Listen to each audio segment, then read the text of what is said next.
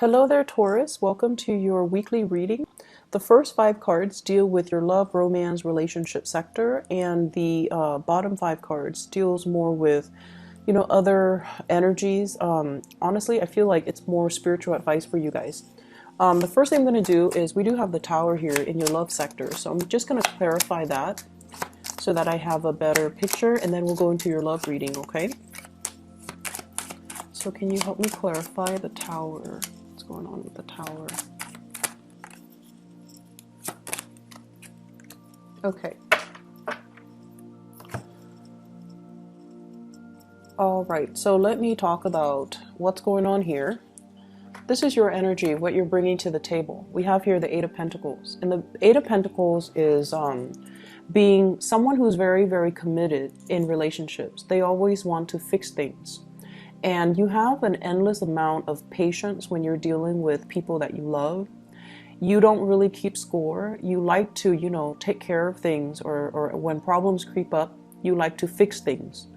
And it's a very admirable and very honorable trait. And I feel like you might have been working at fixing problems in a relationship for many, many, many years. And it's at a point where you're the only one doing all the work or putting in all the effort, and you feel almost like it's not fair. You want things to be a little bit more balanced. I feel for many of you as well, it's almost like the practical consideration of a relationship is what's keeping you and the other person together rather than the passion, the chemistry, the love. And so take this however it fits with your situation. I feel like this is the week where, tempers might flare up. And when you do get mad, when fixed signs get mad, you Leos, Aquarius, and Scorpios, you guys get really fuming mad. Most of the time you're able to, keep your temper in check, keep yourself under control. But I feel like this is the week where things are going to flare up, and issues regarding give and take and security and, kind of like I'm hearing I'm done with this, and then, a door slamming. That's going to be potentially coming into the picture. And what's coming towards you, the person that you're dealing with, we have here the Knight of Wands, and the Knight of Wands is a fire sign. So this is a Sagittarius, an Aries, or a Leo, Sun, Moon, or Rising. This is somebody that kind of comes and go in and out of your life. This is also somebody that brings about a lot of passion, a lot of vitality, a lot of chemistry. They might, come to you in crises. They're trying to lure you away from your work to have some fun with them. They're trying to as well make you an offer for something that is, really fun. Like they're very passionate about you. There's a lot of chemistry coming through from this person. They see you as being too much of a workaholic, or they see you as, hey, you're working too much, let's go out and play. They might solicit you for a one-night stand. They might also solicit you to go out dancing, to go traveling, to take some type of a voyage with them, to get away from the mundane, work and home type of a routine. And I also feel as well, this is someone who's quite passionate for you. What they're bringing to the table, though, is we have here the Tower, and the Tower is basically the breakdown in something that we kind of lied to ourselves about and thought that, oh, it's going to be stable. If we just work at it, then it's going to be fine. If we put Band-Aid on solutions, then, the problems will go away. Or if we just ignore it and sweep it under the rug, then, then it didn't happen. But what's coming in for this week, I feel like things are imploding. Give and take, balance in a relationship, your own security, what you know to be really true and secure versus what you want because it's exciting, but it might not give you that foundation of security. All of these things are being brought up into the picture, or they're being brought up for questioning, because you're going to have to, figure out, do I keep working at this, or do I need to just let it go and cut my losses because the other person is not on board with me? You might be dealing with somebody who's like very in and out of the picture. They might not be around for the long haul. And so if you're getting involved with them, that can prove to be a situation where it's not stable enough. You don't trust it. Not that you don't trust the other person. They're all shown up in the upright position, but you don't trust that it's going to, give you that long-term stability that you're looking for. And so you're going to have to change your direction and offer your love and your commitment elsewhere. So I clarified the Tower. I pulled out the King of Pentacles, and the King of Pentacles is you being very deliberate about how you offer your love, what you want love to look like, as well as who you have in mind to make this offer to. So in the past, I feel like for many of you, you might have dealt with people that were a little bit more wrapped up in themselves, their own work. And they might be, attractive, fun, and exciting, but the energy is very kinetic, and I feel like it's all about them. You're working, you're busy doing your own things, and they're constantly coming in, disrupting your routine, your schedule. While that's fun, over time, it can create a lot of stress because you don't know when the next interruption is going to happen. And so there is a paradigm shift within you as to, how do I achieve this state? How do I take care of myself? How do I preserve my own financial independence? How do I extract myself from this situation while maintaining my assets, not losing the house, the kids, not having to divide up property? And so I feel like there are calculations that you're taking, okay, to ensure that you don't end up empty-handed and that the other person doesn't, renege on their responsibilities or their promises and kind of leave you high and dry. And so I feel like with this Nine of Wands, this is the energy of the other person where they've been really hurt and they're willing to, come in and give it another go. And I feel like in this situation, you're seeing it as a lost cause and you're just like, I'm going to be making an offer elsewhere and offer it to somebody that is a little bit less self-serving or that is a little bit more anxious to come into the picture for me. So I see a fire sign, Sagittarius, Aries, or Leo, as well as an air sign, Aquarius, Gemini, and Libra.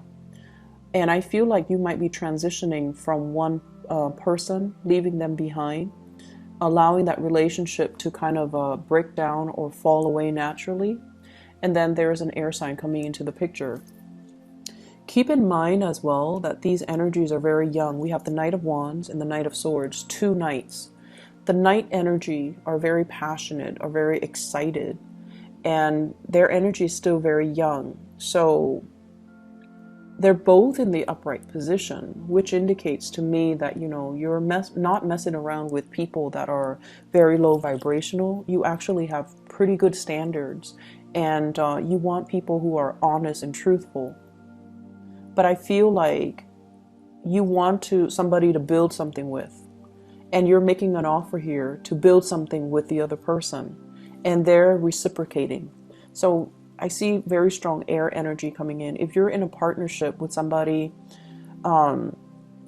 this is the week where, you're going to have to make a little bit more of demands and allow them to come to you.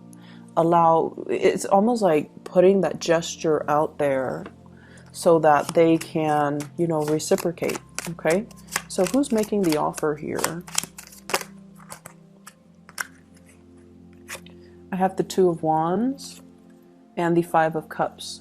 So overcoming sadness and regrets and missed opportunities and pining over the past.